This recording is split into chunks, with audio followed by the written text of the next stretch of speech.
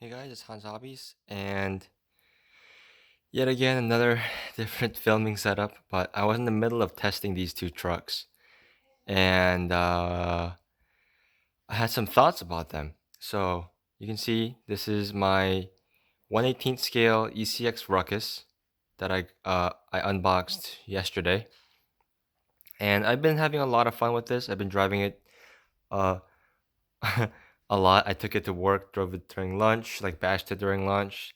Um, When I got home, I drove it a bit, and then I let the battery charge up, and then drove it some more again.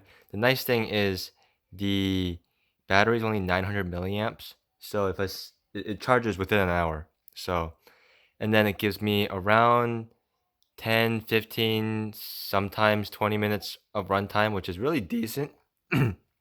So I'm really happy with that. But over here, we see another truck. Now,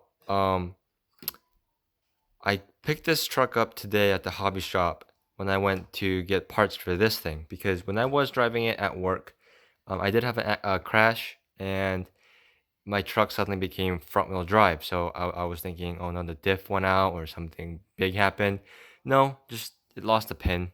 The wheel came loose and it just lost one of these pins. So I just picked that up. But while I was there, um, every time I go over there, it seems like I spend a lot more money than I intend to. But I picked this thing up. So, as you know, I've been kind of trying to get into these smaller scale RC cars. So, I thought this would be something I would want to try out.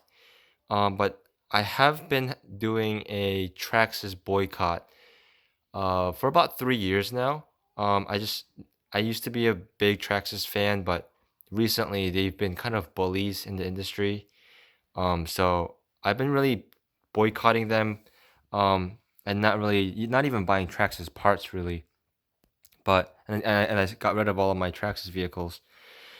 But being into small scale RC cars now, this segment's kind of limited on the number of cars you can have. So I thought I would try this one out. Just give it a try and then probably get rid of it.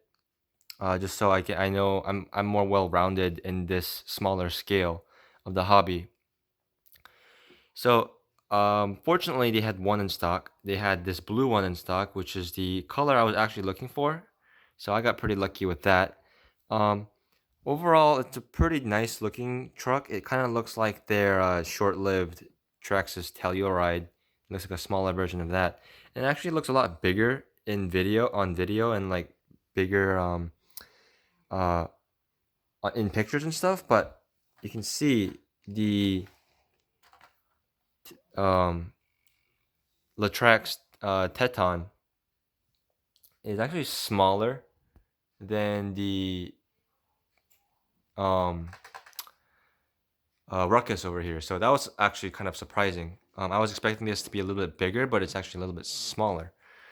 But so I was driving these literally side by side, like picking up one controller, putting it down, picking up one controller, putting it down, going over the same obstacles, same jumps, driving the same way.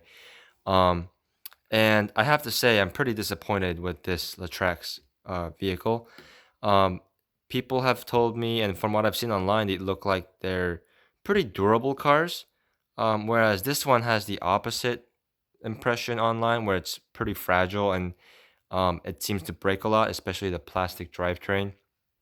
But I don't know if they updated I haven't opened it up, so I don't know, but I don't know if they updated it to Metal Gears or something, but I haven't had any issues with this truck. Whereas this one, the reason I'm not really picking it up much right now is you can see this is broken.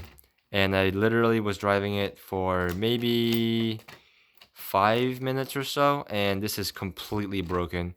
Um, and I was driving this one a little more carefully than this one because I actually like the body on this one. And it still broke and pretty catastrophically too. So what did happen was um I went over a jump at full speed and it clipped with this A arm. It clipped uh like a like AC unit that's outside, like a metal, basically essentially an immobile metal box. It hit that, it clipped that, and it just completely, it literally shattered this arm.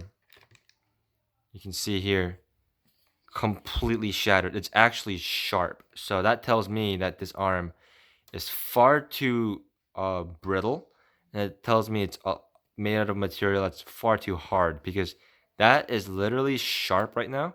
If I pressed it hard enough, it would go through. It would actually cut my finger. Like, that's how sharp this is. And for an entry level basher vehicle like this, um, I don't think that's acceptable. And it kind of reinforces, and it kind of makes me feel better about my boycott, because that I've been successfully doing until now, because this is not acceptable. Yes, it was a hard crash, but this car right here, like I said, was doing the exact same jumps. It hit the exact same, it clipped the exact same box with the A-arm in the exact same way, full speed up the jump, and then clipped it.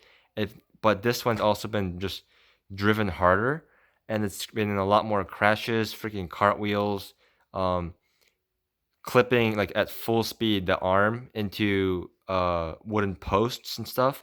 And this one is completely intact. I didn't have to repair anything. Technically, I had to repair the pin because I lost one. The wheel nut came loose a little bit. But other than that, I didn't have to fix anything on this. You can see, still steers fine. I can't really do this with one hand, but I'll put it upside down. No clicking or anything. It's in great shape, and it drives fine. It drives really well. The only other issue I've had with this one is I popped the shock cap, but that's not really an issue. It just made a mess. All I have to do is fill the shock oil up, and then just thread it back in, and that's literally it. This one, yeah, it just literally shattered this arm. They do make aluminum versions of these arms, but I don't want to go aluminum, because if the whole chassis on this LaTrax Teton seems like it's made from the same material, and that concerns me, because if I put aluminum arms on this, that means it's most likely gonna break the chassis right here. This where the hinge where this AR mounts to, it's probably gonna completely shatter that. So that tells me I shouldn't really upgrade this arm to metal. I'll probably just replace it with the stock part. Maybe there's an RPM part or something out there. I don't know. The bumper seems like it's a little softer, but I don't know. It's just really stiff. I'm really disappointed in this Teton.